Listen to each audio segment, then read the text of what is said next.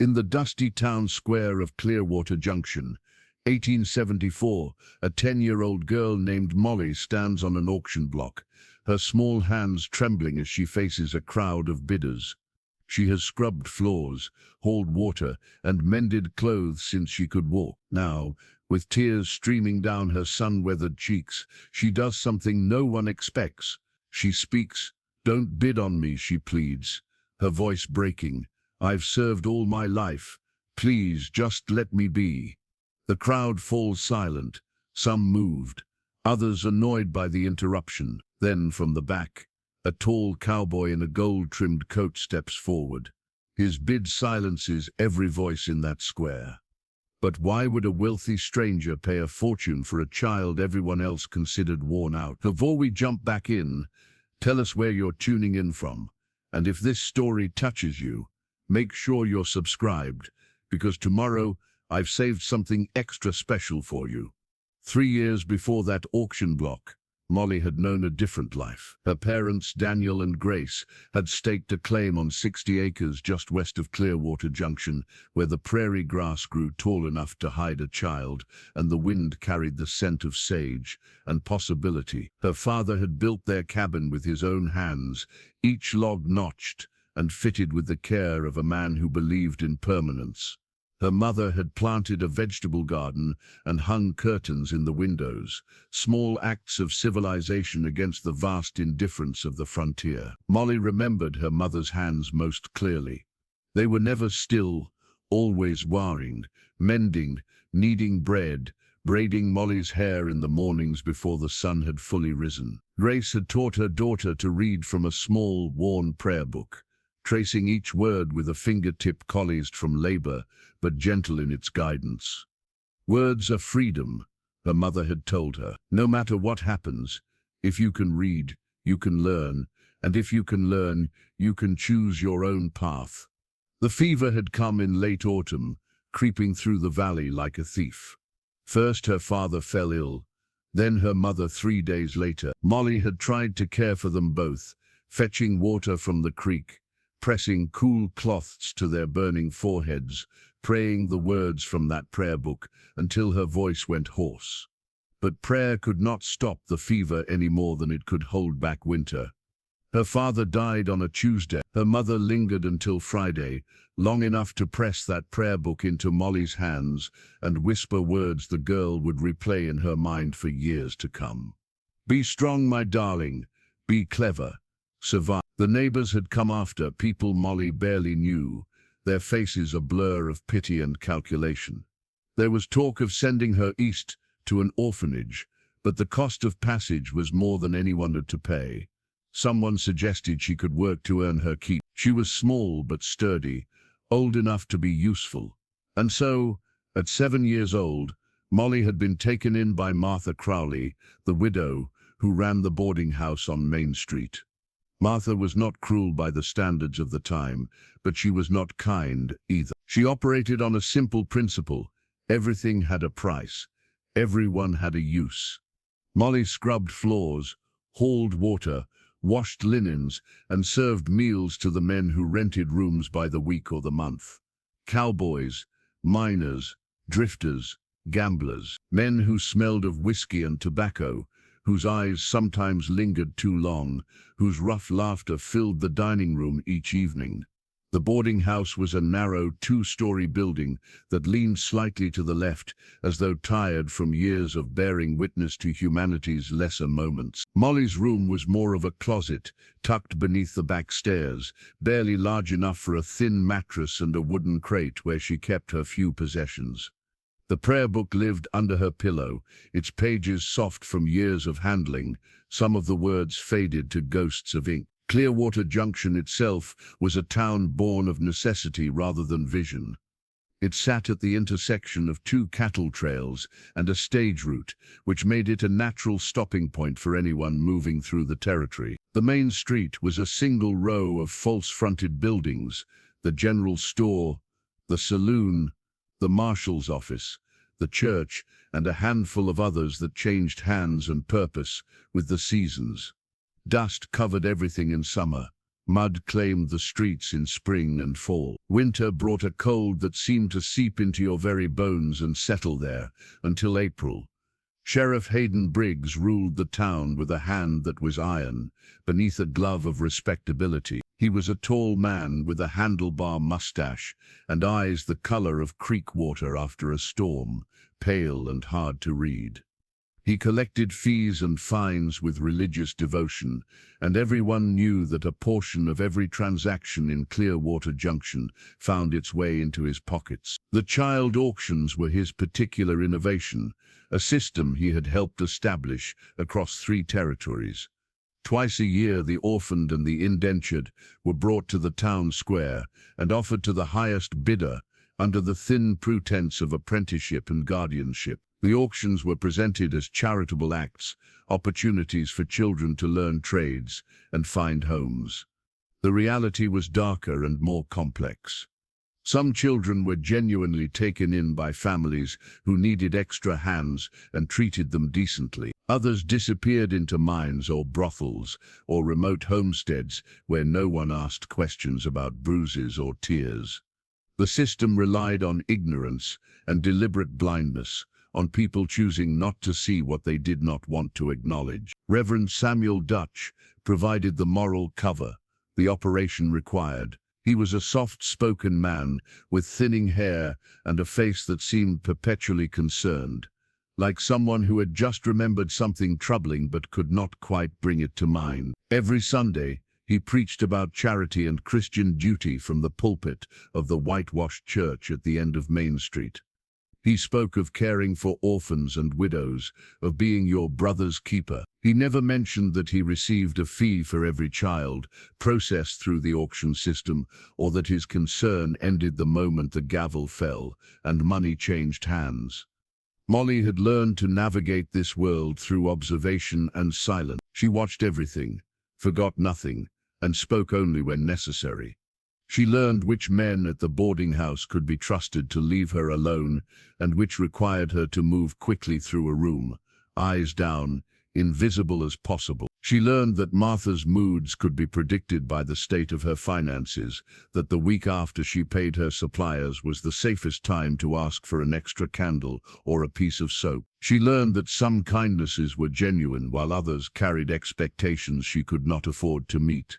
In the 3 years since her parents' death, Molly had grown from a grieving child into something harder and more aware. She was small for her age, which people often mistook for weakness, but her arms were strong from hauling water and her hands were quick and clever. She could gut and clean a fish, patch a torn shirt, calculate the cost of a meal down to the penny, and read well enough to work her way through the occasional newspaper left behind in the boarding house. She had her mother's dark hair and grey eyes, and she kept both as unremarkable as possible, braiding her hair tight and keeping her gaze neutral. She also kept a secret. In the back of the general store, hidden behind crates of dry goods, there was a loose board in the wall. Behind that board, Molly had created a small cache of items she had saved or traded for over the years. A silver thimble, 3 buttons made of bone, a pencil stub, 17 cents in coins, a small square of fabric her mother had embroidered with yellow flowers. These things represented possibility, however distant. They were proof that she existed beyond the labor she performed, that some part of her remained her own. It was a Thursday afternoon in early September when Molly first saw the man who would change everything. She was carrying a basket of laundry to the creek for washing when a rider passed her on the road. He sat tall in the saddle, wearing a long coat despite the warmth of the day, and his horse was a beautiful grey mare that moved with the easy confidence of an animal well cared for. What caught Molly's attention was not his appearance, but the way he looked at the town as he rode through it. His gaze moved slowly, deliberately, taking in every detail with the focus of someone reading a map or studying a painting. He was not passing through. He was looking for something. She saw him again 2 days later, standing outside the saloon in conversation with a man she did not recognize. The stranger wore simple traveling clothes, but carried himself with an authority that suggested education or experience beyond the frontier. They spoke in low voices, and when they finished, the rider tipped his hat and mounted his horse, riding out toward the ranger land west of town. Molly thought little of it at the time. Strangers came and went in Clearwater Junction with the regularity of the season. But something about the way he had studied the town stayed with her, a detail her mind filed away for future reference. The way she filed away everything that might someday prove useful. She did not know that in less than a week, she would stand on an auction block, and that same man would step forward with a bid that would silence an entire crowd. Martha Crowley had been a beauty once, or so the old-timers claimed when they'd had enough whiskey to turn nostalgic. Now she was a woman of 45, who looked 60, her face lined by sun and disappointment, her figure gone thick around the middle. She had come west with her husband 20 years earlier, full of dreams about prosperity and new beginnings. He had died in a horse accident, their second year in Clearwater Junction, leaving her with a half-built boarding house and debts that took 5 years to clear. She had survived through stubbornness and calculation, and she had learned that sentiment was a luxury she could not afford. Her relationship with Molly was transactional, but not entirely cold. She fed the girl adequately, did not beat her, and occasionally showed flashes of something that might have been maternal instinct if circumstances had been different. Once, when Molly had been sick with a cough that lasted 2 weeks, Martha had made her drink tea with honey and excused her from the heaviest chores. Another time, she had given Molly a dress that no longer fit the daughter of one of the boarders, a simple brown thing but clean and whole. These moments of softness were rare enough that Molly remembered each one, turning them over in her mind like smooth stones pulled from a river. But Martha had also made it clear that Molly's position in the household was temporary. "You're growing up," she had said one evening while they sat in the kitchen after the dinner service. "Another year or two and you'll be old enough that men will start noticing you different. I can't have that kind of trouble in my house. When the next auction comes, I'm putting you up. It's for the best. Someone will take you on for kitchen work or laundry. You'll have a trade, a place. It's more than most orphans get." Molly had nodded, said nothing, and felt something cold and final settle in her chest. She had known this day would come but had pushed it to the edges of her thoughts, the way you avoid looking directly at the sun. Now it was real and close, and there was nothing she could do to stop it.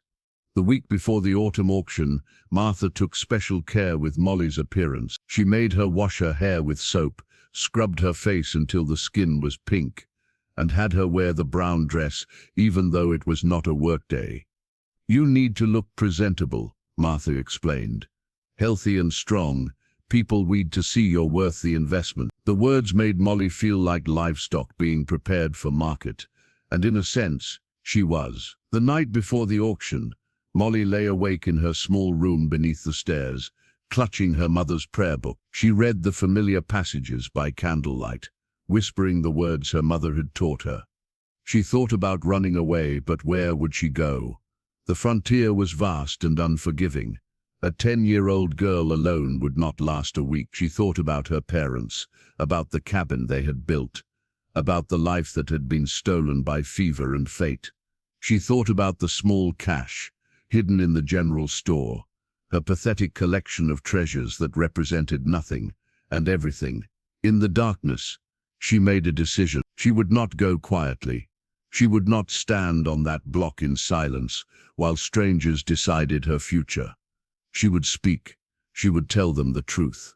It would probably change nothing, but at least she would have tried. At least she would have used her voice, the one thing that still belonged entirely to her. The morning arrived too quickly. Martha woke her before dawn, had her dress and eat a small breakfast of cornmeal mush. They walked together through the quiet streets as the town began to wake. Shopkeepers opening their doors, the blacksmith stoking his forge, early risers heading to the cafe for coffee and conversation. The auction would not begin until 10 o'clock, but Martha wanted to get Molly registered early to ensure a good position in the lineup. The town square was already being prepared. A wooden platform had been erected in front of the general store, and Sheriff Briggs was there with his ledger, writing down names and making notes. Several other children were already waiting with their guardians or handlers, their faces showing various stages of resignation and fear. Among them was a boy of about 12, thin as a rail, with burn scars on his hands from work in someone's kitchen. There were two girls who looked like sisters, clinging to each other with the desperation of those who knew they might be separate. An older boy, perhaps 14, stood apart from the others, with his arms crossed, his face set in an expression of defiant anger that Molly recognized immediately. He had already given up on adults, on fairness, on the possibility of rescue. He was simply waiting to see which form his imprisonment would take. Molly found a place to sit on the steps of the general store and waited. The sun climbed higher, and the town square began to fill with people. Ranchers and farmers looking for cheap labor, merchants seeking apprentices, a few well-dressed women who spoke in hushed tones about charity and Christian duty, though Molly noticed they kept their distance from the platform, as if poverty might be contagious. The saloon owner was there, a man named Dutch Reynolds, who everyone knew ran girls upstairs when the law looked the other way. He studied the older children with an appraising eye that made Molly's skin crawl. By 9:30, the crowd had grown to perhaps 70 people. Sheriff Briggs stepped onto the platform and raised his hands for attention. "Ladies and gentlemen," he began, his voice carrying across the square with practiced ease. "We gather today in the spirit of community and compassion. These children have found themselves without families through no fault of their own. They need guidance, training, and opportunity. You, the good people of Clearwater Junction and the surrounding territory, have the chance to provide that while also gaining help for your enterprise. This is how a civilized society takes care of its most vulnerable." The words were polished and rehearsed, a performance Briggs had given many times before. Molly watched him with the cold clarity of someone who had learned to see through lies. He did not care about these children. He cared about the fees he collected, about the influence this system gave him, about the way it allowed him to curry favor with wealthy men like Judge Ashford in Denver, who had helped him establish the legal framework for these auctions. Reverend Dutch said a prayer, his voice solemn and pious, asking God to bless these proceedings and guide the hearts of the bidders. Molly found it remarkable how easily men of God could sanctify anything when it served their interest. She wondered if the Reverend actually believed his own words, or if he had simply learned to divorce action from consequence, to separate what he did from who he thought he was. The auction began. The first child brought forward was the boy with the burn scars. The auctioneer, a man named Coleman, who also ran cattle sales, described him as experienced in kitchen work, strong despite his appearance, suitable for a restaurant or large household. The bidding was brief. A woman who ran a hotel in a town 20 miles south purchased him for $35. The boy was led away, his face blank, already disappeared into whatever place children go when they must endure the unendurable. The two sisters went next. A rancher bought them both for $60, which meant he likely wanted them for legitimate work rather than darker purposes. At least they would stay together. Molly saw the relief in their faces, the way they gripped each other's hands as they stepped down from the platform. The older, angry boy fought. When his name was called, he refused to climb onto the platform. It took Sheriff Briggs and another man to force him up there, and even then he shouted obscenities at the crowd, daring them to bid, promising to make their lives miserable. A few people laughed, most looked uncomfortable. In the end, a mine owner from the hills bought him for $20, the lowest price of the day. "I'll work that attitude out of him," the man said loudly, and there was ugly laughter from some corners of the crowd. 3 more children were auctioned without incident, and then Martha brought Molly forward, her hand firm on the girl's shoulder, propelling her toward the platform where Coleman waited with his practiced smile and his cold eyes that assessed value the way a butcher assesses meat. Molly climbed the 3 wooden steps to the platform, her legs steady despite the fear racing through her veins. The crowd before her was a sea of faces, some curious, some indifferent, some calculating. She could smell dust and tobacco smoke, could hear the restless movements of horses tied to hitching posts along the street, could feel the sun beating down on the top of her head. Everything seemed sharper somehow, more vivid, as though her senses had been turned up to their highest pitch. Coleman placed a hand on her shoulder, turning her slightly so the crowd could get a better view. "This here is Molly," he announced.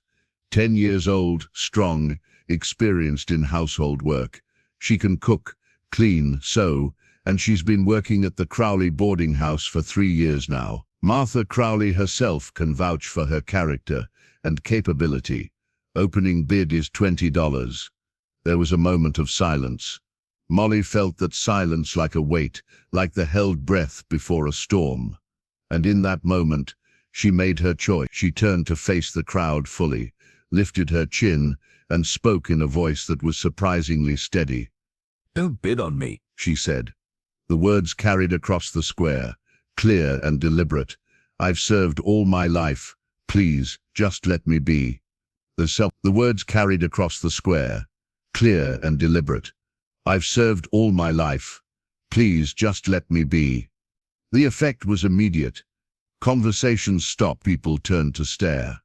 Coleman's hand tightened on her shoulder, his fingers digging in hard enough to hurt, but Molly did not flinch.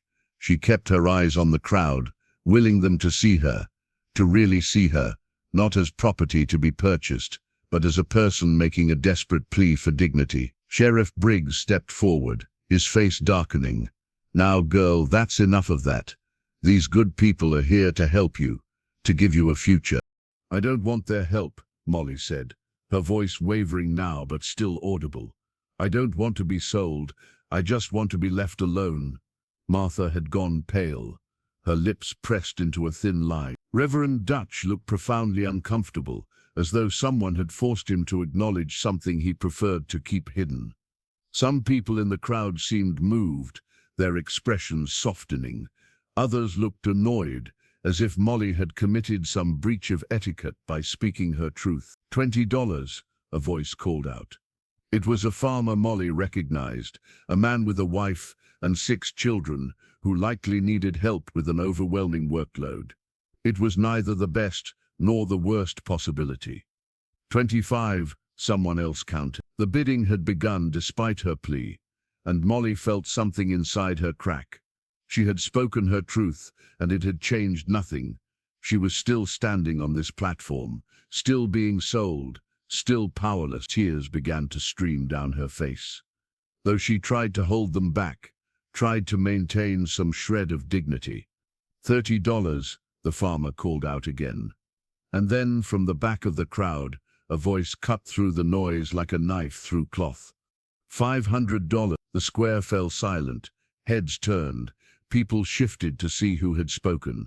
And Molly saw him, the rider she had noticed days before, the man in the long coat who had studied the town with such deliberate attention. He was moving through the crowd now, and people parted to let him pass, their faces showing shock and confusion.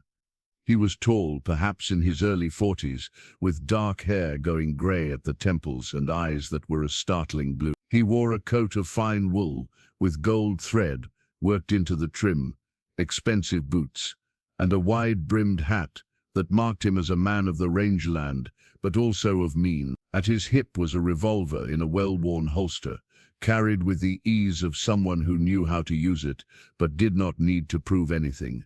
Sheriff Briggs found his voice first. "Did you say $500, sir?" "I did." The man's voice was calm, measured, with a slight drawl that suggested origins further south. $500 in gold coin, which I have here." He patted a leather pouch at his belt. The crowd erupted in whispers and speculation. $500 was more than most men in Clearwater Junction earned in 2 years. It was an absurd amount for a child, even a healthy and capable one. Coleman looked at Sheriff Briggs, unsure how to proceed. This was far outside the normal bounds of these transactions. Briggs stepped to the edge of the platform, his eyes narrowing as he studied the stranger. "That's a considerable sum," Mr. I don't believe I've had the pleasure of your acquaintance. Jack Cordell, the man said, touching the brim of his hat in a gesture that was polite, but not deferential. I run the Broken Circle Ranch about 40 miles west of here. And yes, it's a considerable sum. I'm prepared to pay it. Might I ask your intentions with the girl? Briggs pressed, his tone carrying an edge of suspicion. That's an unusual amount to pay for household help. Jack's expression did not change, but something in his eyes hardened. My intentions are to provide her with a home, an education, and an opportunity to grow up without being treated as property. My late wife and I always wanted children. We were not blessed in that regard. I have the means to care for this girl properly, and I intend to do so, unless there's some law against a man offering a fair price. The last sentence carried just enough challenge to make Briggs straighten.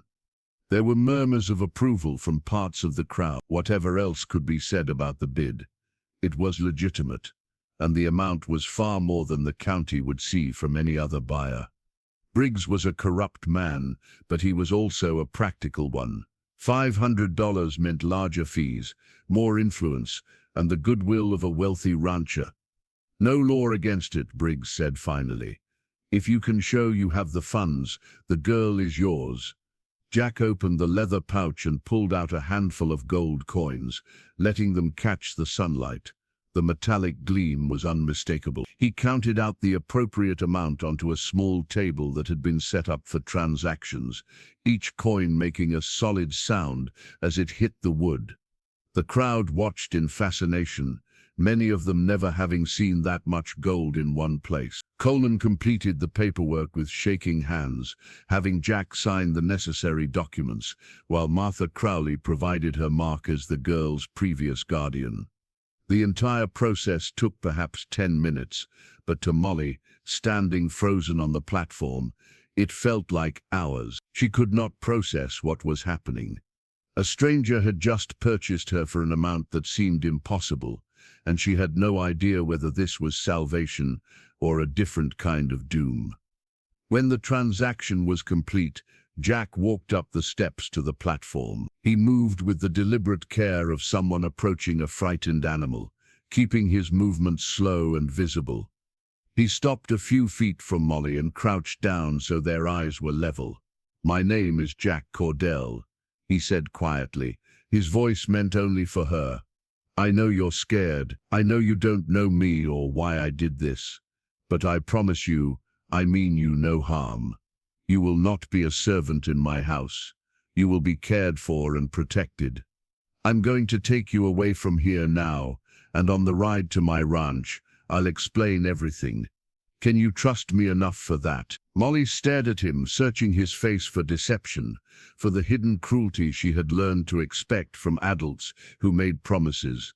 But his eyes were steady and sad, as though he carried some old grief that had taught him the value of kindness. She thought of her mother's final words: be strong, be clever, survive. Sometimes survival meant taking a chance on the unknown, because the known had already proven itself unbearable. "Yes," she whispered. Jack nodded and stood, offering her his hand. She took it, her small fingers disappearing into his calloused palm, and he helped her down from the platform. The crowd parted again as they walked through it, Jack's hand still gently holding her. She could feel people staring, could hear the whispers that would become stories that would be told and retold in Clearwater Junction for years to come. Jack's horse was the beautiful grey mare Molly had noticed before, standing patiently at the hitching post, with the calm mien of an animal well-trained and well-loved. Her name was Silver, Jack explained, and she was 15 years old, which made her something of a veteran. He lifted Molly into the saddle with surprising gentleness, then swung up behind her, settling them both comfortably. Molly had ridden horses before, back when her father was alive, but never one this fine or this well cared for. They rode out of Clearwater Junction in silence, the eyes of the town following them until they crested the first rise and dropped down into the rolling grassland beyond. The September sun was warm but not brutal, and a breeze carried the scent of sage and dry grass. The land stretched out in all directions, vast and empty except for the occasional stand of cottonwoods marking a creek bed or the distant shape of cattle grazing. After perhaps half an hour, when the town was well behind them and they had seen no other travelers, Jack spoke. "I expect you have questions." Molly had dozens, but she started with the most pressing. "Why did you pay so much money for me?" "Because I needed to make sure no one else could," Jack said. "I needed to make a statement that would end the bidding immediately, and I needed Sheriff Briggs to take me seriously enough not to interfere." "But why me at all? You don't know me." Jack was quiet for a moment, and Molly could feel him choosing his words carefully. "I knew your mother," he said finally. "Not well, but I knew her, and I made a promise that I would look after you if anything happened to her." Molly twisted in the saddle to look at him, her eyes wide. "You knew my mama?" "Not directly. My wife knew her. They were friends. Years ago, before your mother came west." He reached into his coat and pulled out a small leather case, the kind used to protect daguerreotype photographs. He opened it carefully and showed it to Molly. The image was faded and slightly blurred, as old photographs often were, but Molly could make out two young women standing side by side, both wearing simple dresses, both smiling at the camera. One of them was unmistakably her mother, perhaps 10 years younger, but with the same eyes, the same slope of her shoulders. The other woman was dark-haired and delicate, with an expression of quiet joy. "That's your mother on the left," Jack said. "The other woman is my wife, Emily. This was taken in Kansas City in 1862. They worked together in a textile factory, lived in the same boarding house. They were close friends for about 2 years, until your mother left the city rather suddenly." Molly stared at the photograph, her throat tight. Mama never talked about Kansas City. She never talked much about before. "She had her reasons, I expect. People come west to escape things as often as they come seeking things." Jack closed the case and tucked it back into his coat. "Emily and I married in 1863. We moved to Colorado Territory in 1865, started the ranch. We tried for children, but were never successful. Emily had 3 pregnancies.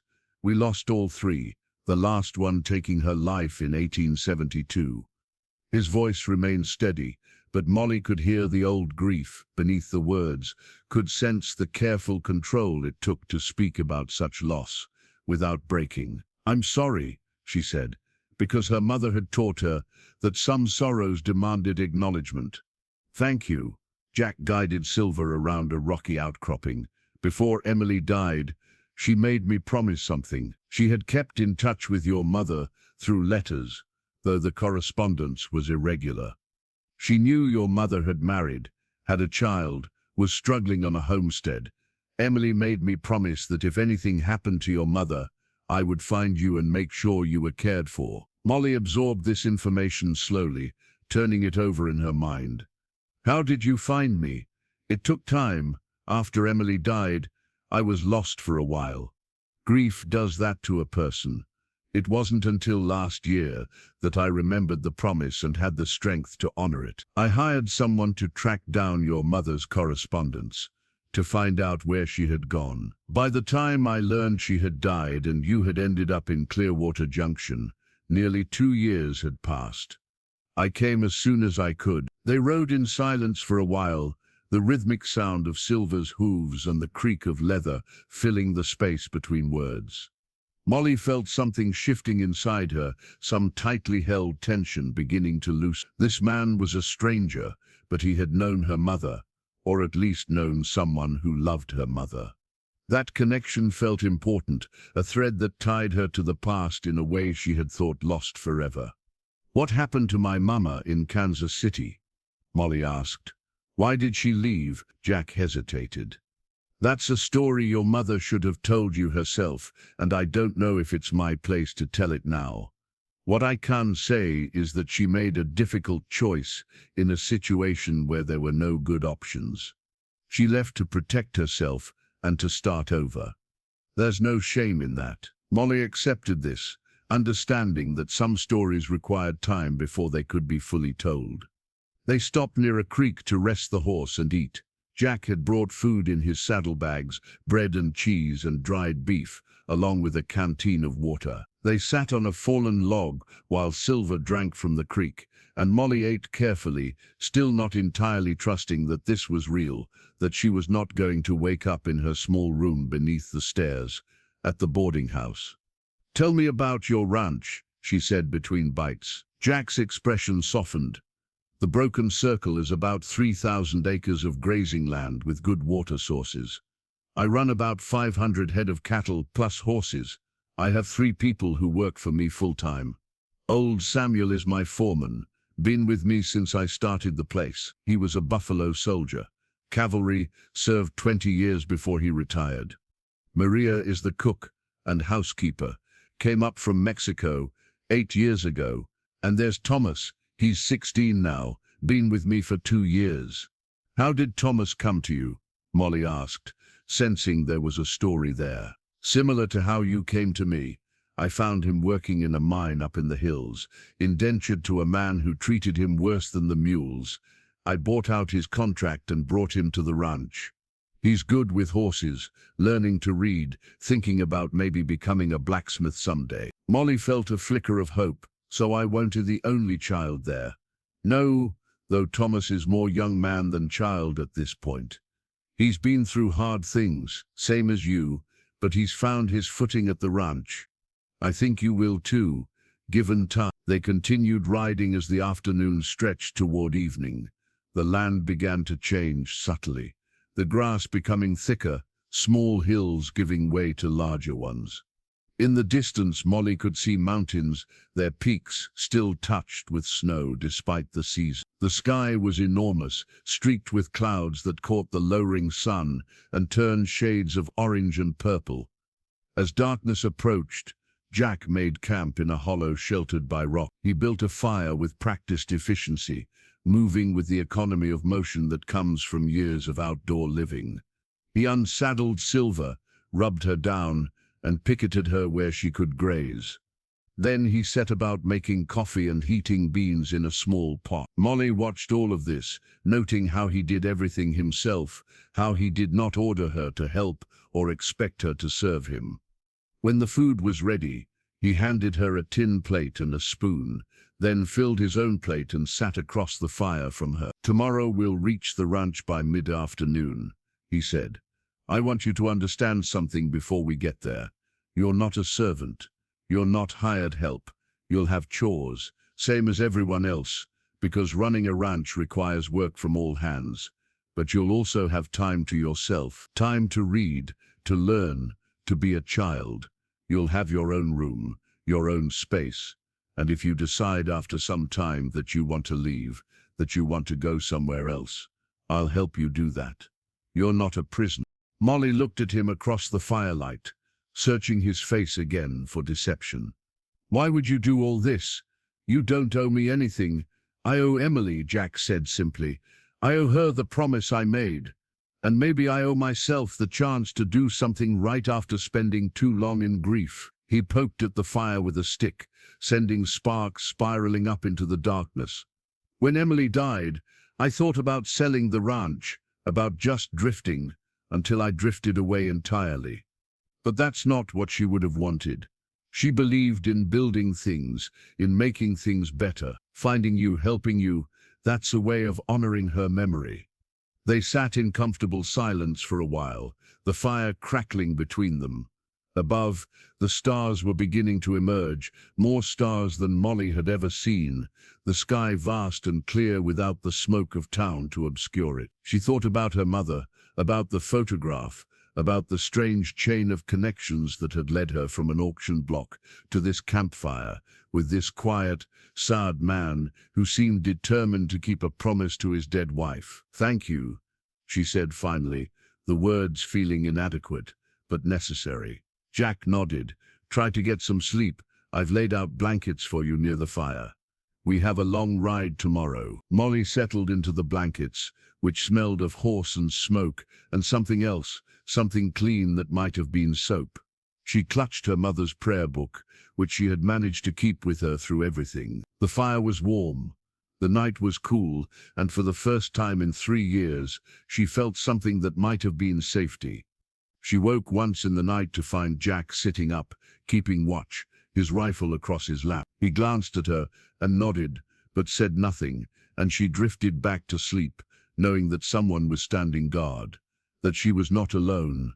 Morning came with the smell of coffee and bacon. Jack had already been up for an hour, judging by the way the fire had been built up and the preparations he had made. They ate quickly, packed up the camp, and were riding again by the time the sun had fully cleared the horizon. The land continued to change as they traveled west. The grass grew thicker, and they began to see cattle bearing the broken circle brand, a simple circle with a break at the top. The animals were healthy and well-fed, grazing peacefully under the vast sky. In the distance, Molly could see riders, ranch hands moving among the herds, and Jack raised his hand in greeting when one of them came close enough to recognize him. By early afternoon, they crested a rise and Molly saw the ranch spread out below them. The main house was larger than she had expected, a 2-story structure built of timber, with a wide porch wrapping around 3 sides. There were several outbuildings, a large barn, corrals for horses, and a bunkhouse where the hands lived. Smoke rose from the chimney of the main house, and she could see chickens scratching in a fenced yard. It looked solid and permanent, a place built to last. As they rode down toward the house, 3 people emerged to greet them. The first was an older black man, with gray hair and a bearing that spoke of military discipline. He wore work clothes but carried himself with dignity, his eyes sharp and assessing as he studied Molly. The second was a woman of perhaps 50, Mexican, with her hair pulled back in a bun and an apron over her dress. Her face was kind but cautious, the look of someone who had learned to reserve judgment. The third was a young man, tall and lanky, with sandy hair and a nervous energy that made him shift his weight from foot to foot. Jack dismounted and helped Molly down. "Samuel, Maria, Thomas, this is Molly. She'll be living with us from now on. Molly, this is my foreman, Samuel Cates, our cook, Maria Delgado, and Thomas Burke." Samuel touched the brim of his hat. "Miss Molly," Maria smiled, and it transformed her face. "Welcome, child. You must be tired from the journey.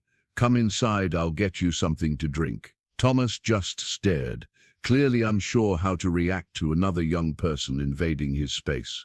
The interior of the house was clean and well-maintained, with furniture that showed signs of care and age. The main room held a large fireplace, comfortable chairs and shelves lined with books, more books than Molly had ever seen in one place. The floors were wooden, covered with woven rugs that added warmth and color. Windows let in natural light, and the walls were decorated with a few simple paintings of landscapes and horses.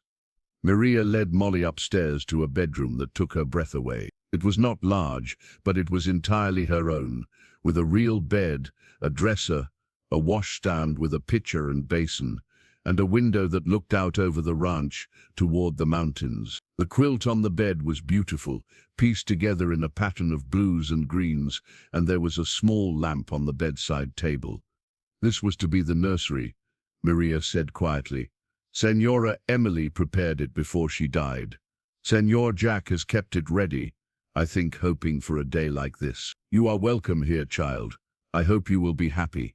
Molly set her few possessions down, including the prayer book, and turned to Maria. "Thank you. I'll try not to be trouble." Maria's expression softened further. "You are not trouble. You are a child who deserves a home. Now, wash up and come down when you're ready. I'll have food waiting." Left alone, Molly explored the room carefully, touching things as if to confirm they were real. The dresser drawers were empty, waiting to be filled. The wash basin was clean, the water in the pitcher fresh. She washed her face and hands, changed out of the brown dress she had worn for days, and put on a simple cotton dress that Maria had left folded on the bed. It was slightly too large, but clean and comfortable. Downstairs she found the others gathered in the kitchen, a large room that clearly served as the heart of the house. There was a big table, a cast-iron stove, open shelves holding dishes and supplies, and windows that let in the afternoon light. The smell of fresh bread and stew filled the air, and Molly's stomach reminded her that it had been hours since breakfast. They sat down to eat together, and Molly noticed that Jack treated everyone at the table with equal respect. There was no hierarchy of master and servants here, just people sharing a meal. Samuel spoke about the cattle and plans for moving them to different pasture. Thomas mentioned that one of the horses had thrown a shoe and needed the blacksmith. Maria asked Jack about his trip to Clearwater Junction, and he gave a brief edited version that focused on the transaction, without dwelling on the darker aspects of the auction. After the meal, Jack took Molly to his study, a small room off the main living area. The walls were covered with maps, some showing the ranch and surrounding territory, others marking locations across Colorado, Wyoming, and Montana. There were papers stacked on the desk, letters and documents, and Molly recognized some of them as similar to the records she had seen Sheriff Briggs keeping. "I want to show you something," Jack said, opening a leather-bound ledger. "This is what I've been working on for the past year. It's a record of every child auction I've been able to document across 5 territories. Names, locations, buyers, prices, officials involved. I've been gathering evidence of how widespread this system is and who profits from it." Molly stared at the pages, row after row of names and numbers, each one representing a child sold like livestock. "Why are you doing this?" "Because it needs to be documented. Because eventually I'm going to publish this information, work with territorial authorities and newspapers to expose what's happening. The system exists because it operates in shadow, because people can pretend not to see it. I want to bring it into the light." "Is that dangerous?" Molly asked, thinking of Sheriff Briggs and the power he wielded in Clearwater Junction. "Probably," Jack admitted. "Men who profit from injustice don't like being exposed. But some things are worth the risk." He closed the ledger and looked at her serious. "I'm telling you this because you're part of it now. You have a right to know what's happening, to understand the larger picture, and because I think you're old enough and smart enough to handle the truth." Molly felt something shift inside her, a sense of purpose awakening. "I want to help." 3 weeks passed and Molly began to understand the rhythm of life at Broken Circle Ranch. She woke each morning to the sound of roosters and the smell of coffee drifting up from the kitchen. She helped Maria with breakfast, not because she was ordered to, but because Maria asked, and because the work felt different when it was shared rather than demanded. She learned to gather eggs from the chickens without getting pecked, to knead bread dough until it had the right texture, to recognize the signs that told you when stew needed more salt or when biscuits were about to burn. In the afternoons, she worked with Samuel, learning about horses and cattle. The old soldier had a patient way of teaching, breaking complex tasks into simple steps and never making her feel foolish for not knowing something. He showed her how to brush a horse properly, how to check hooves for stones, how to read the behavior of cattle to know when they were content or agitated. He spoke little about his past, but occasionally stories would emerge, tales of cavalry charges and long marches, of fellow soldiers and officers both good and bad. Thomas remained wary of her at first, protective of his position in the household, and uncertain how this girl would change things. But gradually, as Molly proved she was not there to compete or diss him, he began to relax. They discovered a shared love of reading, and in the evenings they would sometimes sit in the living room, each absorbed in a book from Jack's extensive library. Thomas was working his way through a collection of adventure novels, while Molly found herself drawn to history and geography, fascinated by accounts of places she had never seen and probably never would. Jack spent his days managing the ranch, riding out with Samuel to check on the herds, meeting with buyers and suppliers, handling the endless paperwork that came with running a large operation. But he always made time in the evenings to sit with Molly, to ask about her day, to answer her questions. She was still cautious with him, still testing the boundaries of this new relationship, but she was beginning to trust that his kindness was genuine rather than tactical. Yet, despite the routine and the growing sense of security, Molly could not fully let go of her vigilance. She still woke sometimes in the night, disoriented and afraid, expecting to find herself back in the small room beneath the stairs. She still hoarded small things, a habit from years of having nothing, tucking away an extra biscuit or a spare candle, as though preparing for deprivation she knew was coming. Maria noticed but said nothing, understanding that trust could not be rushed. One evening in early October, riders approached the ranch. Molly saw them from the window and felt her stomach clench with old fear. Visitors meant uncertainty, meant the possibility that everything could change again. But Jack seemed to be expecting them, and when they dismounted, he greeted them warmly. One was a man in his 50s, wearing a long coat and a badge that identified him as a U.S. Marshal. He had a weathered face and eyes that had seen too much, the look of someone who had spent decades enforcing law in places where law was more suggestion than rule. The other was a woman, younger, perhaps in her late 30s, dressed in practical traveling clothes and carrying a leather satchel. She had dark hair pulled back severely and an expression of focused intelligence. Jack brought them into the house and introduced them. "Molly, this is Marshal Clayton Reed and Miss Harriet Blackwell. They're part of the work I told you about. Clayton, Harriet, this is Molly, the girl I told you I was going to bring here." The marshal touched his hat brim. "Miss Molly, pleased to meet you." Harriet studied Molly with frank curiosity. "Jack has told us about your situation. I'm sorry for what you've been through. I'm a journalist, and I'm working to document the child auction system for publication in Eastern newspapers. Would you be willing to talk with me about your experiences?" Molly looked at Jack, who nodded encouragingly.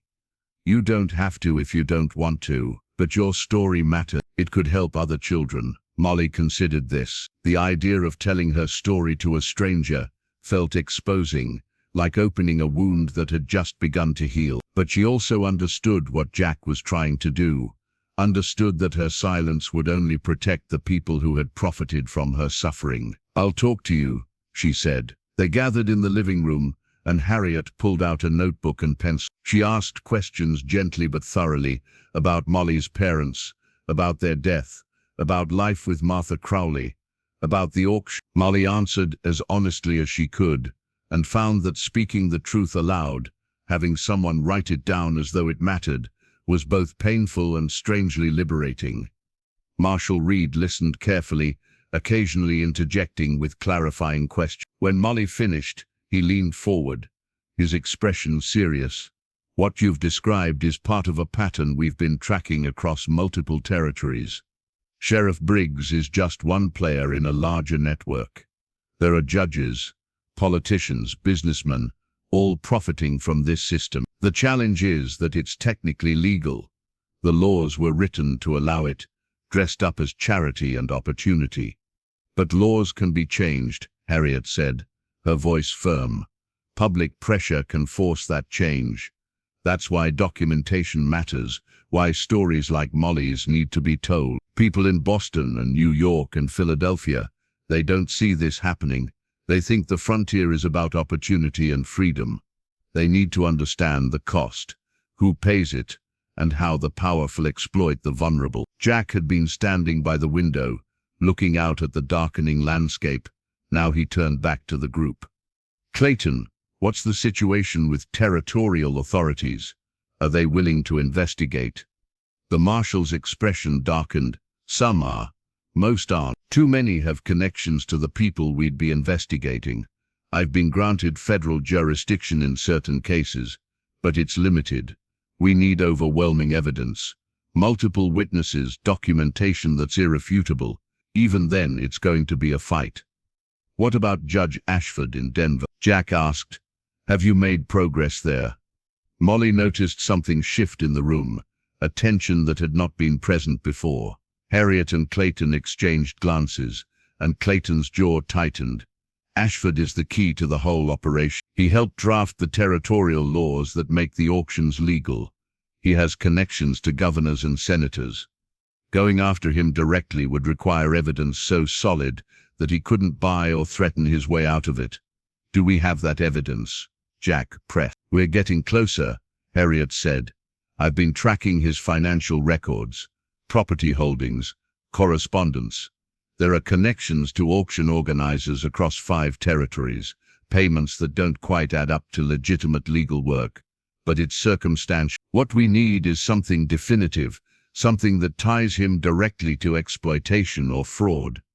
The conversation continued for another hour, technical and strategic, focused on laws and jurisdictions and evidentiary standards. Molly listened, understanding perhaps half of what was said, but grasping the essential point.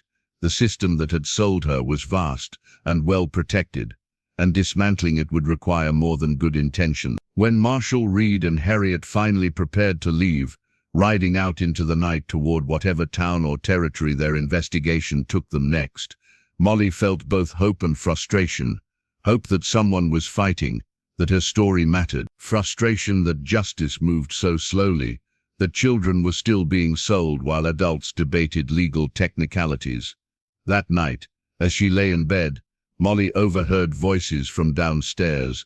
Jack and Maria were talking in the kitchen, their words drifting up through the floorboards. She got out of bed and crept to the top of the stairs, not quite eavesdropping, but not quite able to resist listening either. There's a complication, Jack was saying. Clayton received word that Sheriff Briggs has filed a complaint with territorial authorities. He's claiming I kidnapped Molly, that the auction was not legally binding, that I'm dangerous. It's nonsense, but it could cause problems. They're preparing a warrant, questioning the legality of the transaction. What does that mean? Maria's voice was tight with worry. It means we might have visitors. It means they'll want to inspect the ranch, question Molly, verify that she's being treated properly. It also means Briggs is worried. He wouldn't be making noise unless he felt threatened by what we're doing. And what happens if they decide the transaction wasn't legal? Maria asked. What happens to Molly? There was a long pause. I don't know. Best case, they require me to go through a formal adoption process, which I'm prepared to do. Worst case, they take her back to Clearwater Junction and put her in the system again. I won't let that happen. I'll fight it with every resource I have. Molly felt cold fear wash through her. The thought of being sent back, of standing on that auction block again, was unbearable. She had just begun to believe in safety, in the possibility of a future that did not involve servitude and fear. The idea that it could all be taken away because of legal technicalities made her want to scream. She crept back to her room and lay in bed, staring at the ceiling. Sleep would not come. Her mind raced through possibilities, through scenarios both likely and fantastical. She thought about running away, about disappearing into the frontier before anyone could come for her. But where would she go? She was 10 years old with no money and no skills beyond household work. She would not last a week alone. The next morning, Molly was quiet and withdrawn. Maria noticed immediately, but said nothing, simply set breakfast before her with a gentle hand on her shoulder. Thomas looked at her with concern, and even Samuel, who was not given to displays of emotion, seemed to soften his usually gruff demeanor. Jack watched her across the table, and she knew that he knew she had overheard. After breakfast, he asked her to walk with him. They went out past the barn, following a path that led to a small rise overlooking the ranch. From there you could see the main house, the outbuildings, the corrals, and beyond them the grassland stretching toward the mountains. The morning was cool and clear, and the land had that particular quality of autumn light that makes everything seem both sharper and more fragile. "You heard," Jack said. "It was not a question.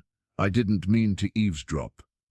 "I know, and I should have told you directly, rather than letting you overhear it."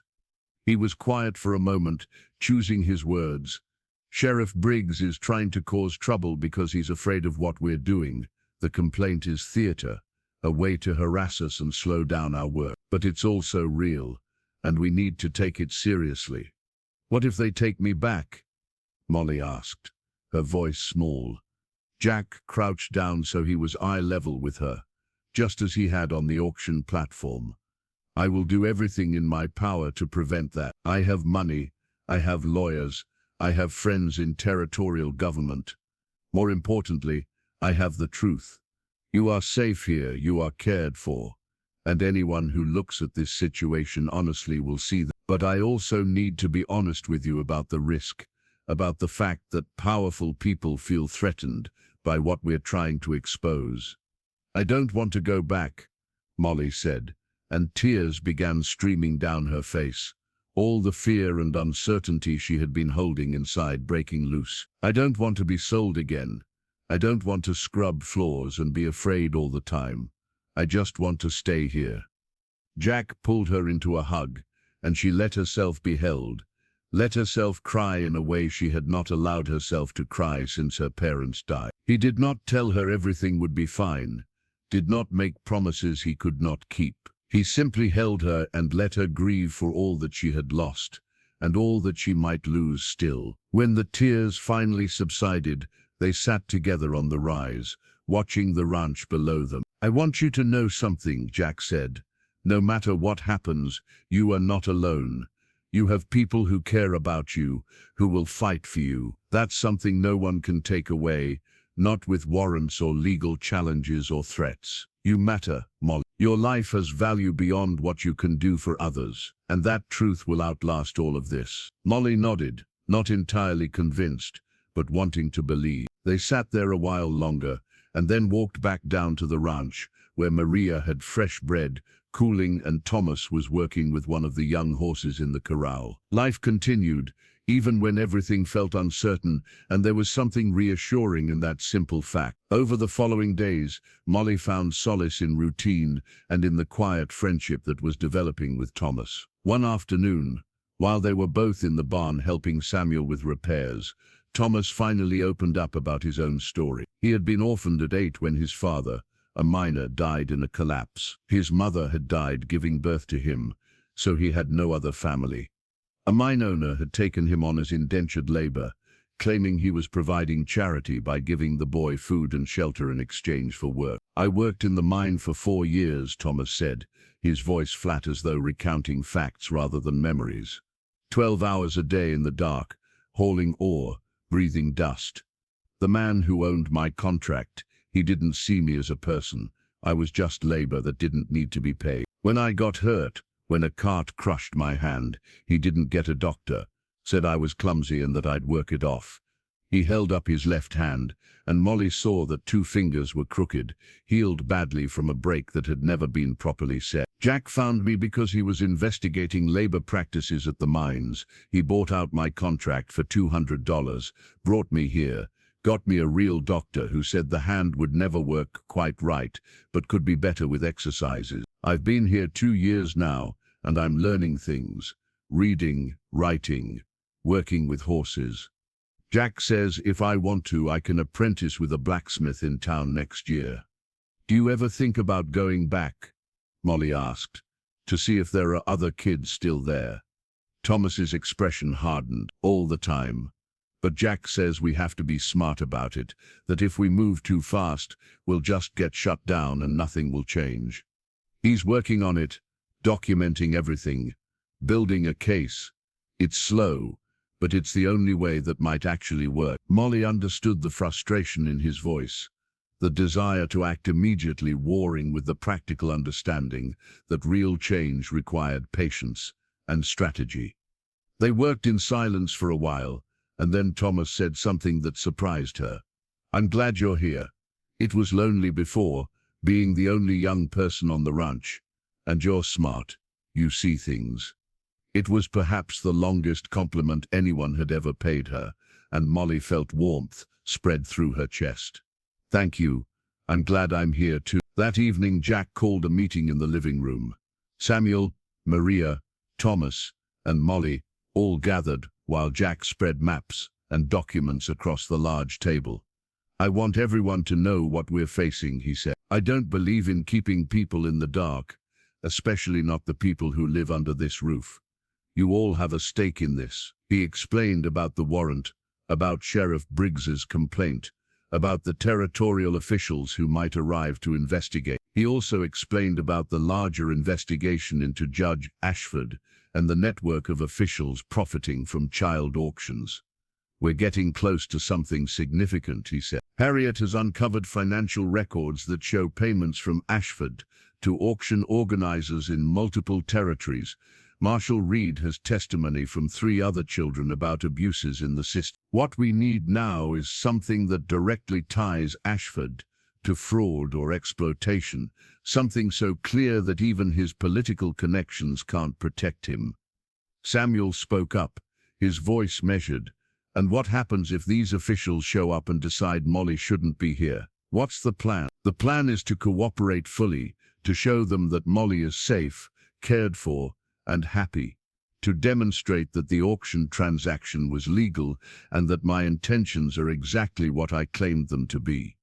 I have lawyers prepared to fight any attempt to remove her from this home. But I want all of you to understand that there might be difficult days ahead. People might ask questions, might investigate our lives, might try to find something to use against us. Maria crossed her arms.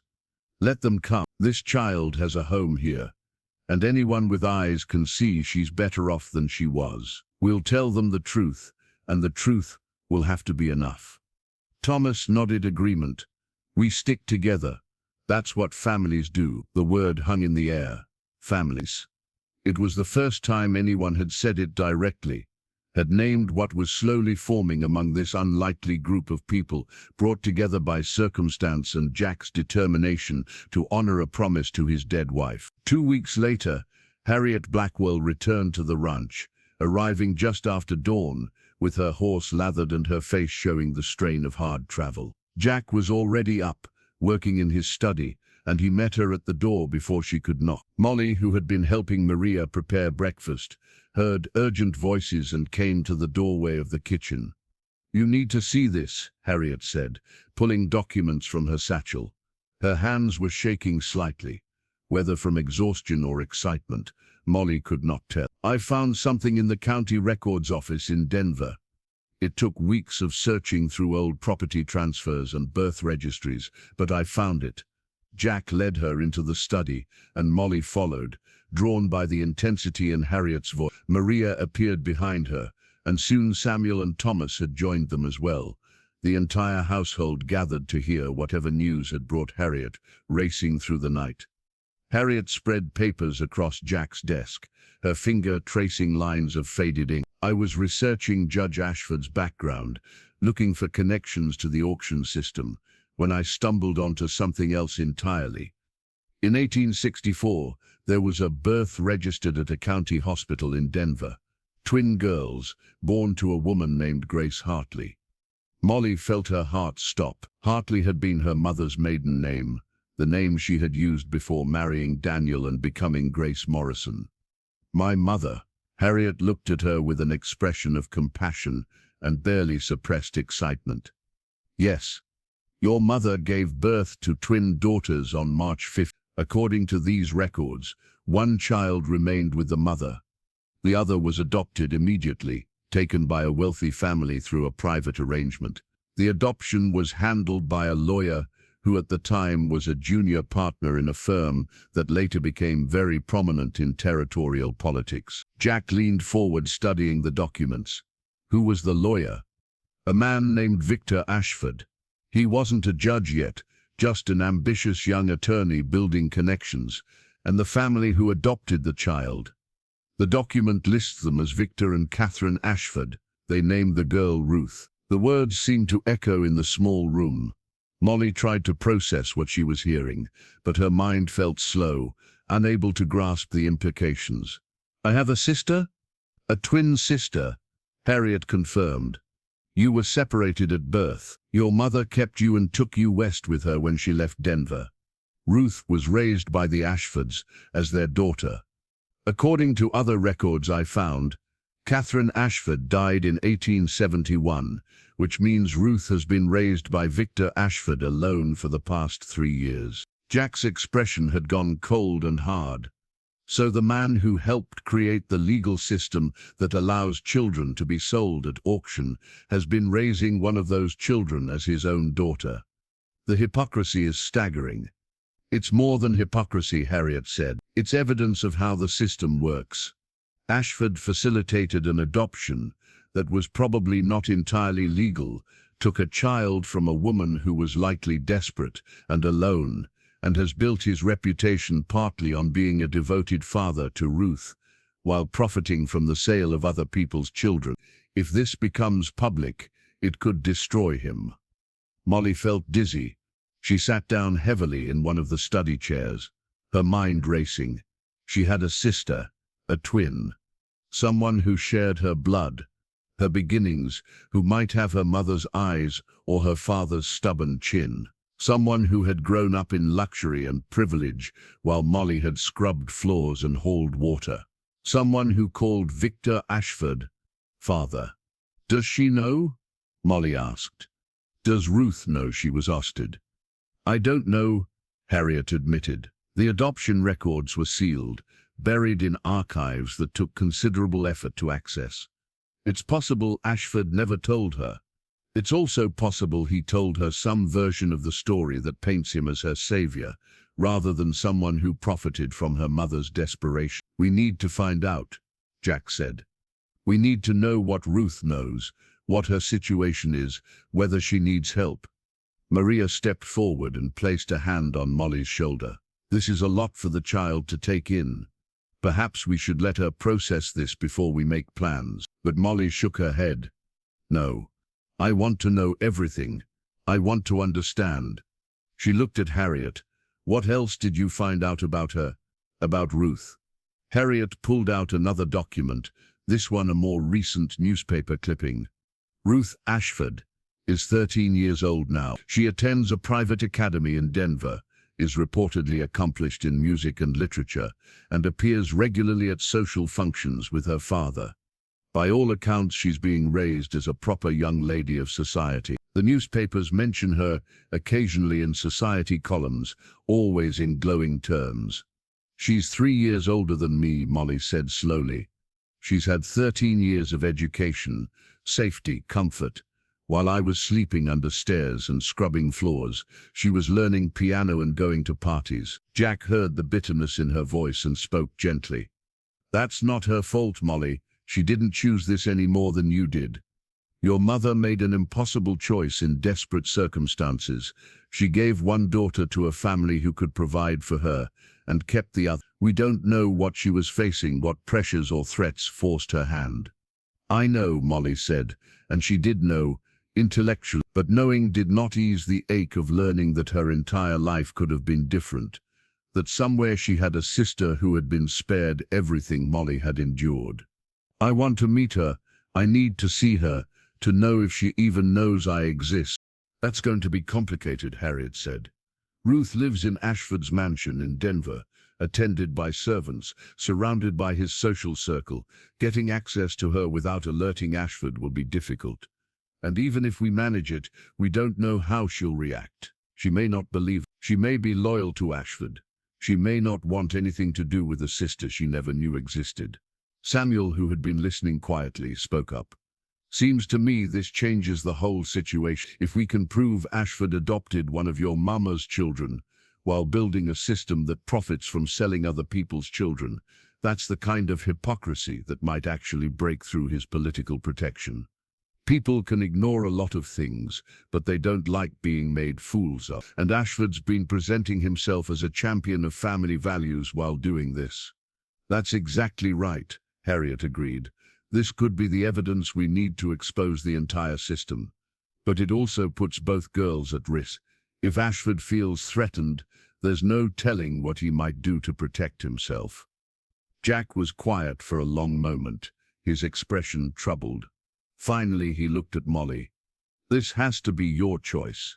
You're the one most affected by this revelation. If you want to pursue meeting Ruth, to try to establish contact with your sister, I'll support that.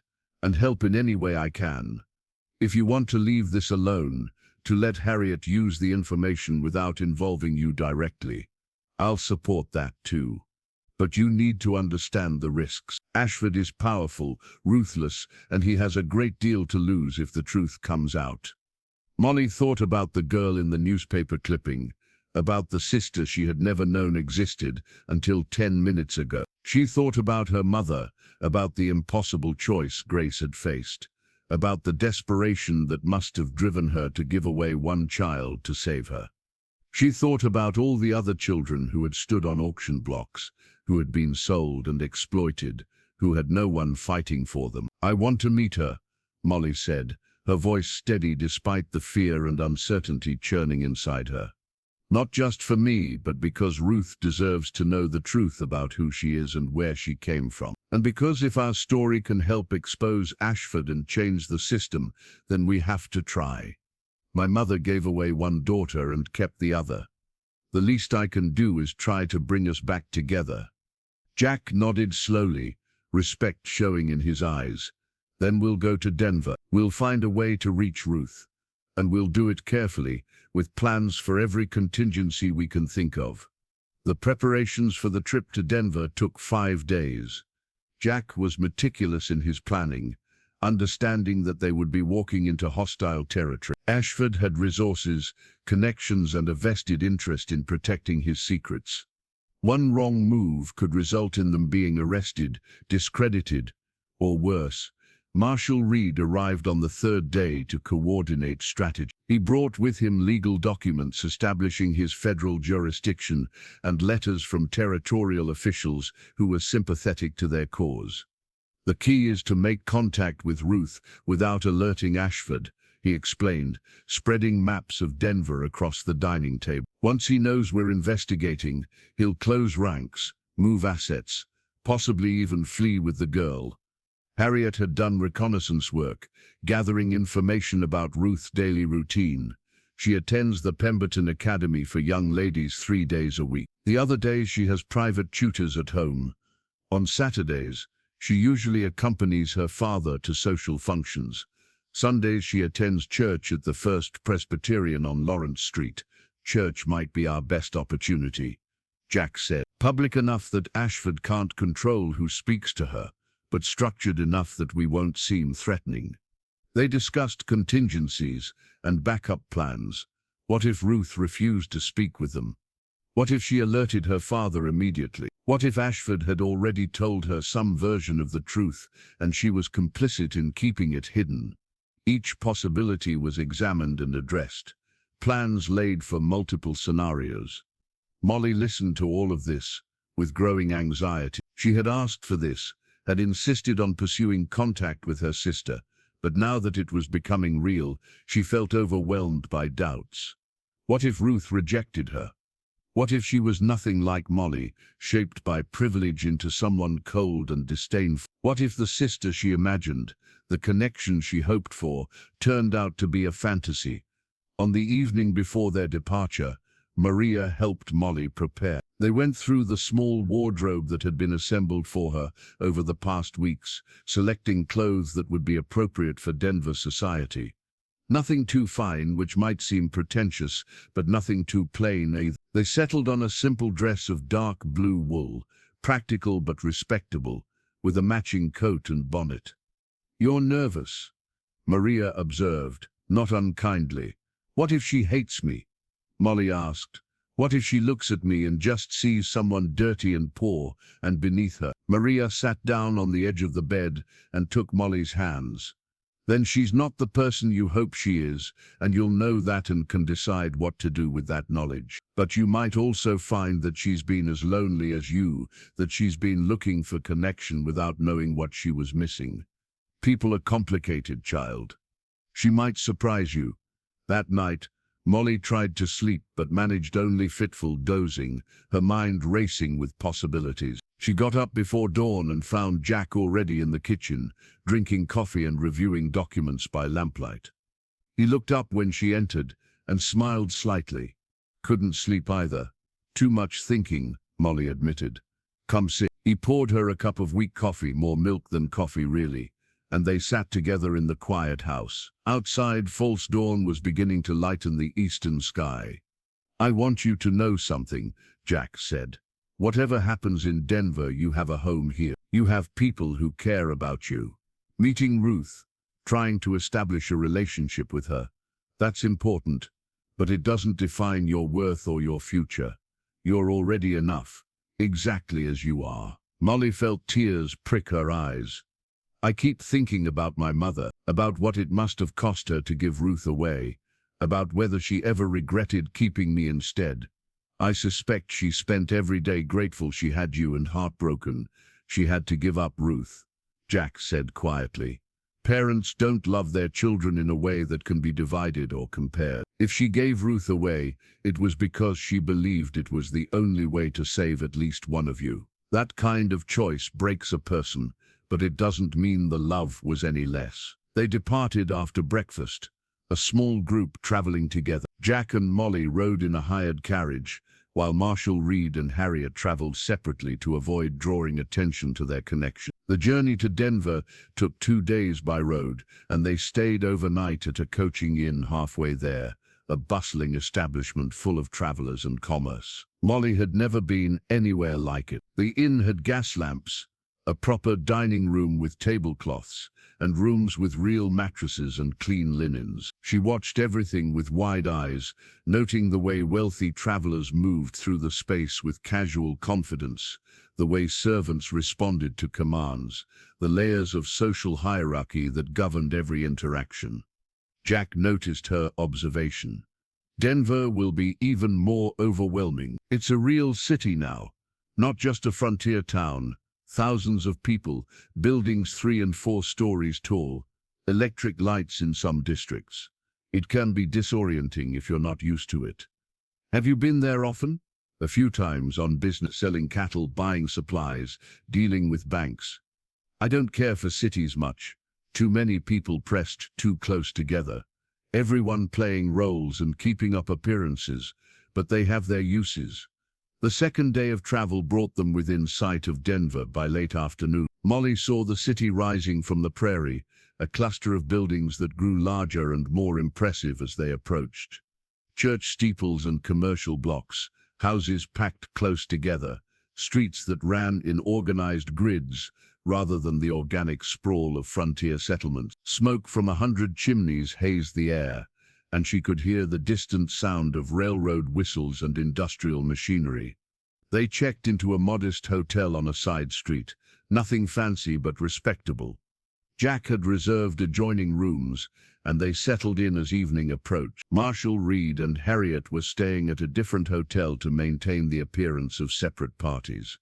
They had arranged to meet at a restaurant later to finalize plans. The restaurant was called Morrison's, an establishment that served simple food in a clean, well-lit space. They gathered at a corner table where their conversation would not be easily overheard.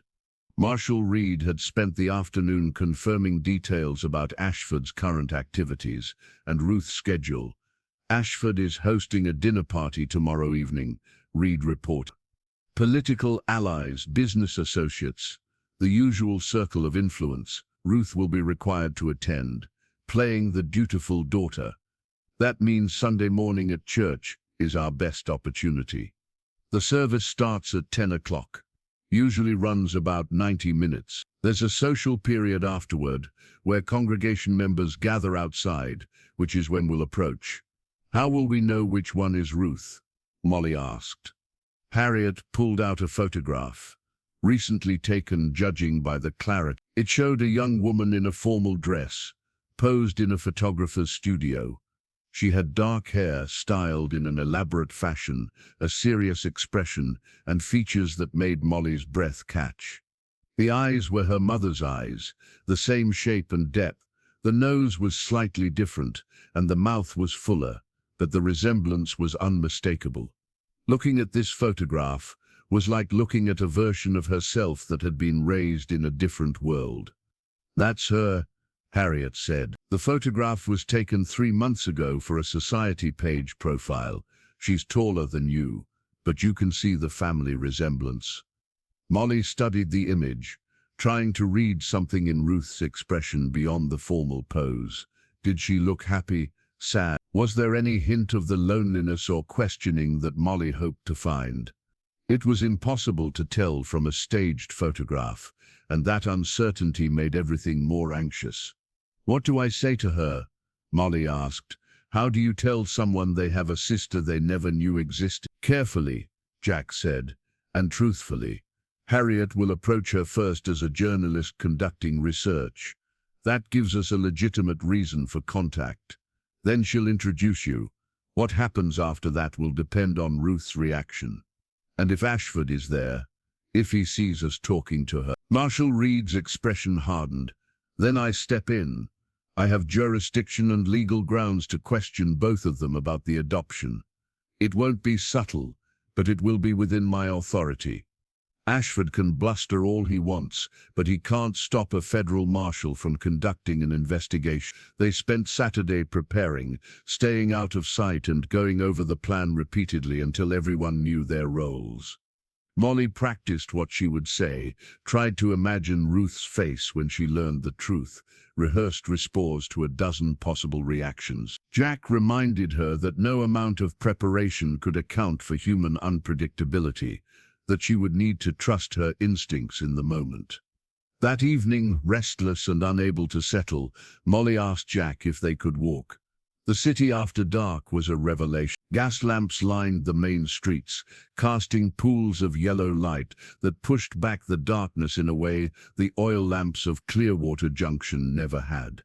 Shop windows displayed goods behind glass, and she could see people moving through lighted interiors, going about lives she could barely imagine. They walked past theaters advertising performances, restaurants with printed menus posted outside, a bookstore that made Jack pause and look wistful. "After this is over, we'll come back and spend a day just browsing," he promised. "Pick out whatever books you want." They found themselves in a residential district where large houses sat behind iron fences, their windows glowing with lamplight and prosperity. Molly wondered which one belonged to Ashford, which rooms Ruth moved through, whether her sister ever looked out at the street, and wondered if there was something missing from her carefully constructed life. "Are you ready for tomorrow?" Jack asked. "I don't know. How can anyone be ready for something like this?" "Fair point." They walked in silence for a bit. Then Jack said, "Whatever happens, remember that you're not asking Ruth for anything. You're offering her information, connection, truth. What she does with that is her choice. You can't control her reaction, and you're not responsible for her feelings." Sunday morning arrived cold and clear.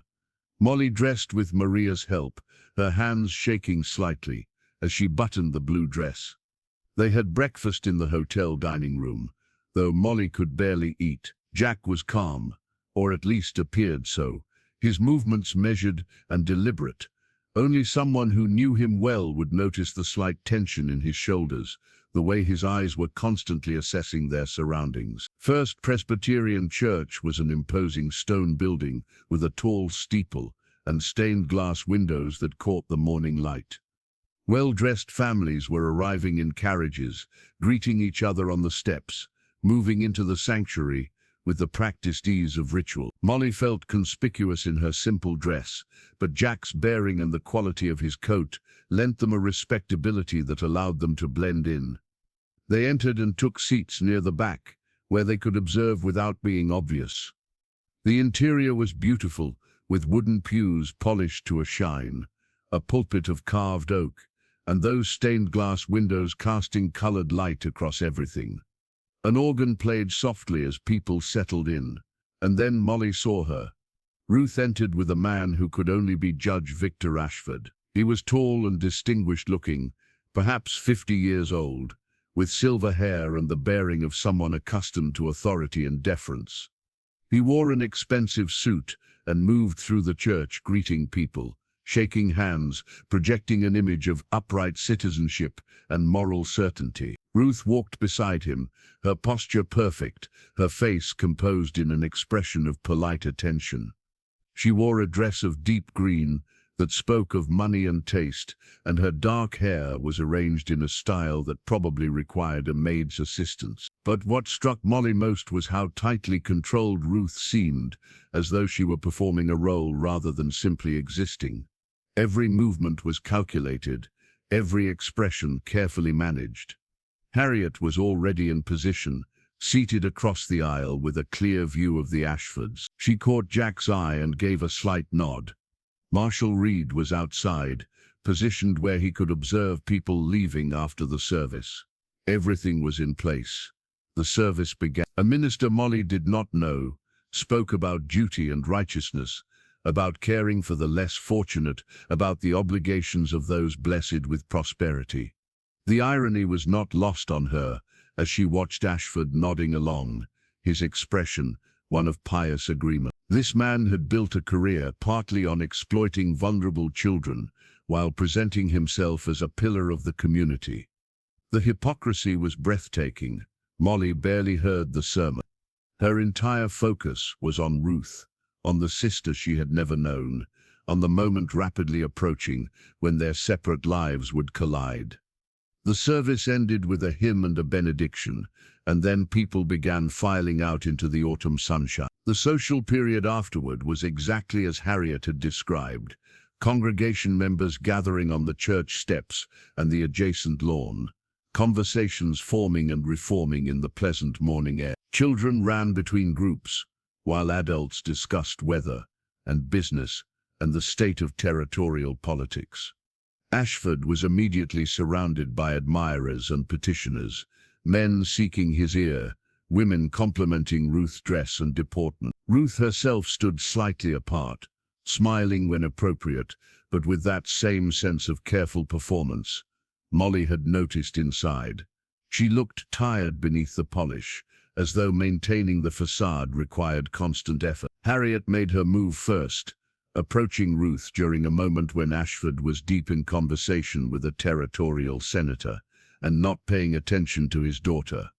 Molly watched from a distance as Harriet introduced herself, showing credentials that identified her as a journalist. Ruth's expression shifted to polite interest, the automatic response of someone trained in social niceties.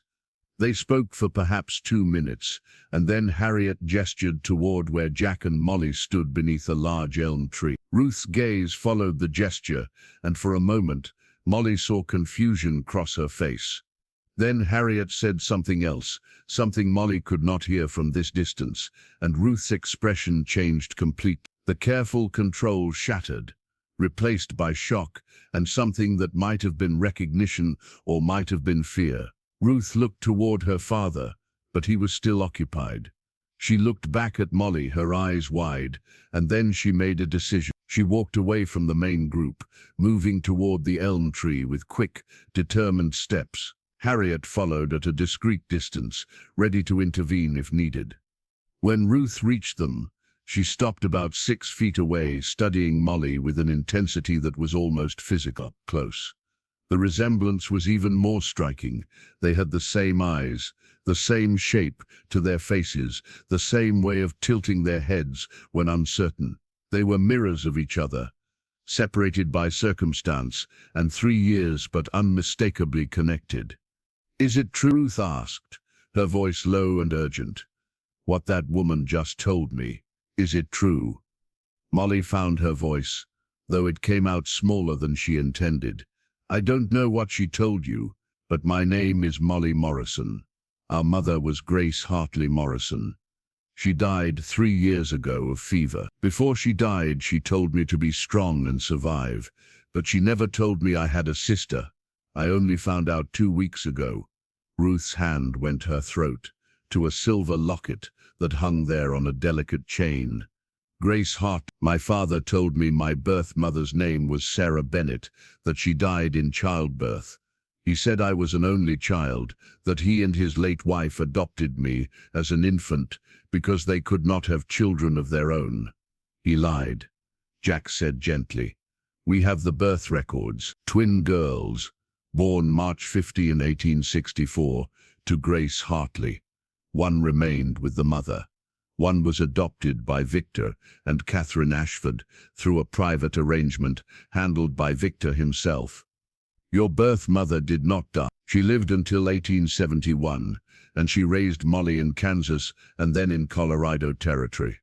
Ruth's face had gone pale. She fumbled with the locket, opening it with shaking hands. Inside was a small photograph, faded and creased, but unmistakable. It showed a young woman with dark hair and solemn eyes. Molly recognized her immediately. It was her mother, younger than Molly had ever known her, but undeniably Grace. He told me this was Sarah Bennett, Ruth whispered. He said it was the only image that existed of my birth mother. But I always wondered. I found this locket 2 years ago, hidden in his study. When I asked him about it, he said it had belonged to my adoptive mother, that she had kept it as a reminder of my origins. But the woman in this photograph looks nothing like the paintings of Catherine Ashford that hang in our house. Molly stepped closer. May I see? Ruth held out the locket, and Molly took it carefully, as though it were made of glass. Looking at her mother's young face, knowing that Ruth had carried this image for years without understanding who she was really looking at, made Molly's throat tight with emotion. That's our mother, Molly said softly. Her name was Grace. She was kind and strong, and she taught me to read from a prayer book she gave me before she died. I don't know why she gave you up. I don't know what circumstances forced her to make that choice. But I know she loved us both, even if she couldn't keep us both. Ruth was crying now, tears streaming down her face despite her obvious attempts to control them. I've known something was wrong for 2 years. Ever since I found that locket and started asking questions, my father has been different with me. More controlling, more watchful. He monitors my correspondence, limits who I can speak with, insists I stay close to home. I thought I was imagining things, that the stress of losing my adoptive mother had made me paranoid. But I wasn't, was I? He's been afraid I would discover the truth. Ruth. The voice cut across the lawn, sharp with authority and warning. Judge Ashford was striding toward them, his face a mask of controlled fury. The senator he had been speaking with watched with curiosity, and other conversations were pausing as people noticed the commotion. Step away from these people immediately. But Ruth did not move. She stood her ground, the locket still in her hand, her tears still falling. Who is Grace Hartley? She asked, her voice carrying across the suddenly quiet churchyard. Who is she really, Father? Ashford reached them, his hand closing on Ruth's arm, with a grip that looked gentle but which Molly could see was painfully tight. These people are con artists, Ruth. They're trying to manipulate you with lies. Come with me now. I have the birth certificate, Harriet said calmly, stepping forward with documents in hand. Registered at Denver County Hospital March 15, 1864, twin girls born to Grace Hartley, one adopted through your legal services the same day. The records are public, Your Honor. Anyone can verify them. Ashford's eyes flicked to Harriet, and something dangerous moved across his face. I don't know who you are, but you're interfering in family matters that don't concern you. I'm Harriet Blackwell, journalist with the Boston Herald. And these do concern me because I'm investigating the territorial child auction system that you helped establish. A system that profits from the sale of children like Molly here, who was auctioned in Clearwater Junction just 2 months ago. It's interesting, isn't it, that you facilitated the adoption of one child while building a legal framework that allows countless others to be sold like livestock. The crowd was definitely listening now. Ashford seemed to realize how exposed he was. How many witnesses were present. He released Ruth's arm and forced his expression into something resembling calm reason. You're twisting facts to create a narrative. The adoption of my daughter was completely legal and done with her birth mother's consent. The territorial laws regarding labor apprenticeship and guardianship are designed to help orphaned children find homes and opportunities. By selling them, Molly heard herself speak, her voice small but clear. By putting them on auction blocks and letting whoever pays the most take them. I stood on that block. I begged people not to bid on me. I told them I'd served all my life, and just wanted to be left alone. And they sold me anyway, because the system you built says that's legal. Ruth was staring at Molly, her expression horrified.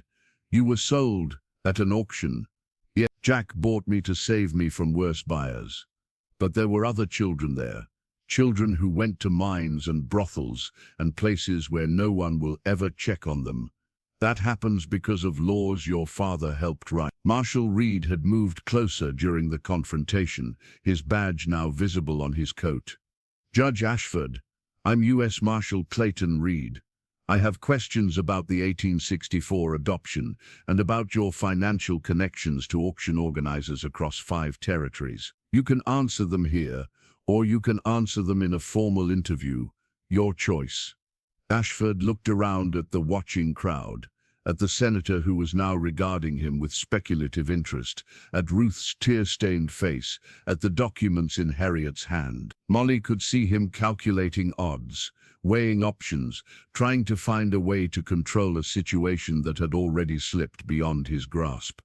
This is harassment, Ashford said, his voice tight. Marshal, if you have legitimate questions, you can submit them through proper channels. I will not be interrogated on church grounds in front of my neighbors based on the accusations of opportunists and troublemakers. Then we'll do this formally, Reed said.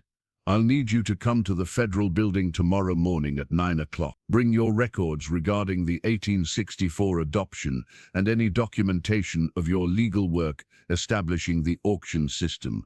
Failure to appear will result in a warrant.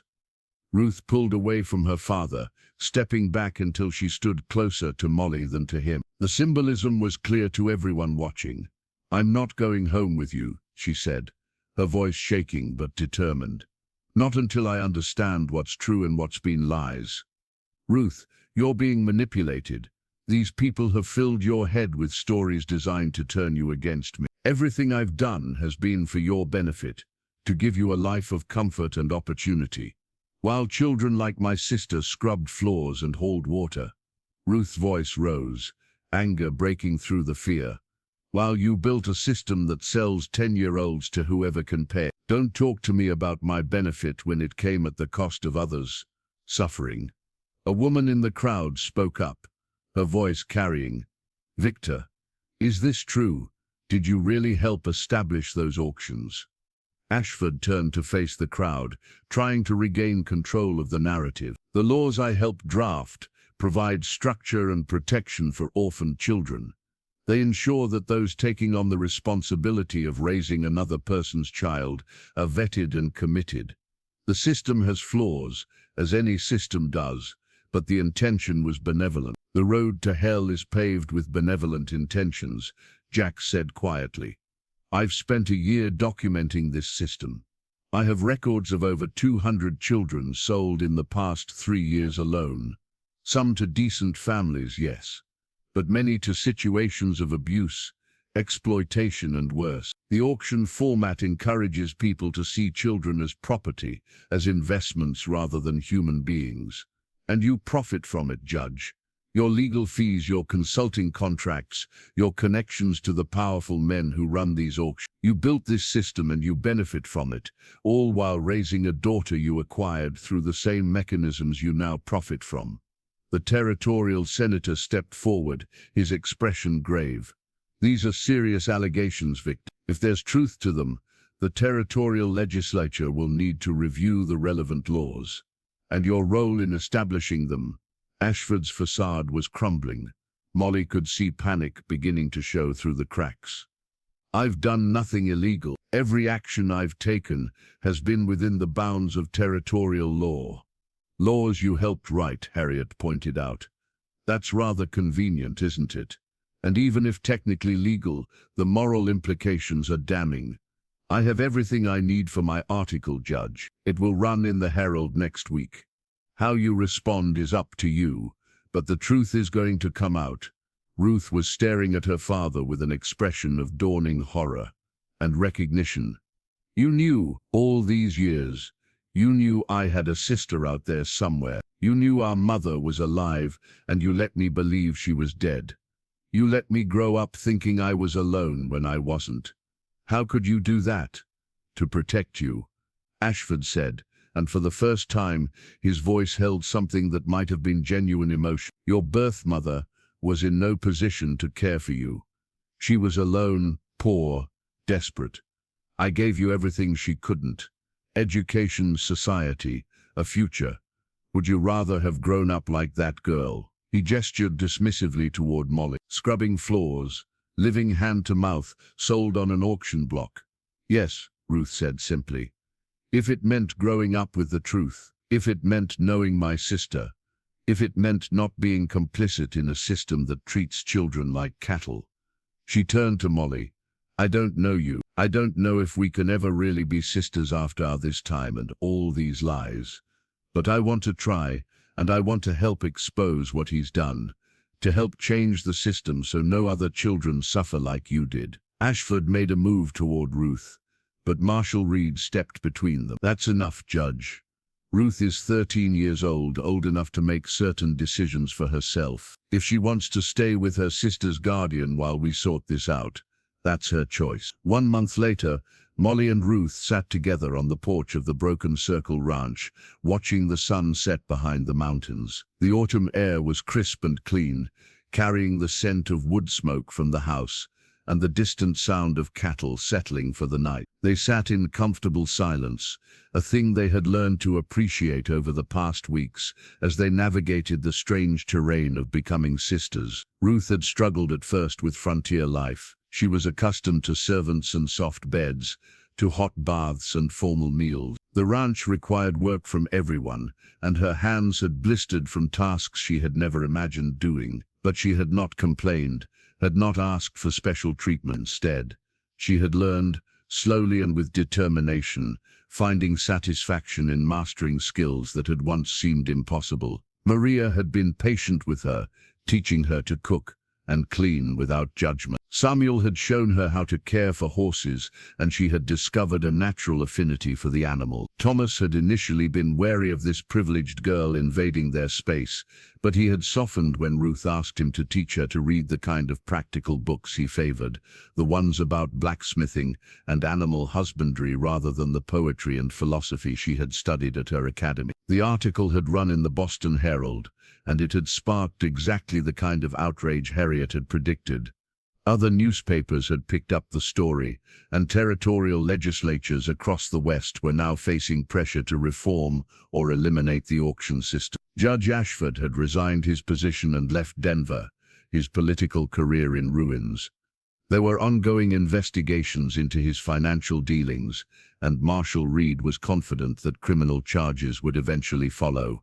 More importantly, children were being freed. The publicity had shone a light into shadows that had previously been ignored, and families were coming forward to reclaim children who had been taken or sold. The system was not dismantled overnight, but cracks had appeared in its foundation, and people like Jack and Harriet and Marshall Reed were working to widen those cracks until the whole corrupt structure collapsed. Jack had formally adopted both girls, and they had chosen to keep their mother's surname as their middle name, Molly Grace Morrison and Ruth Grace Ashford Morrison.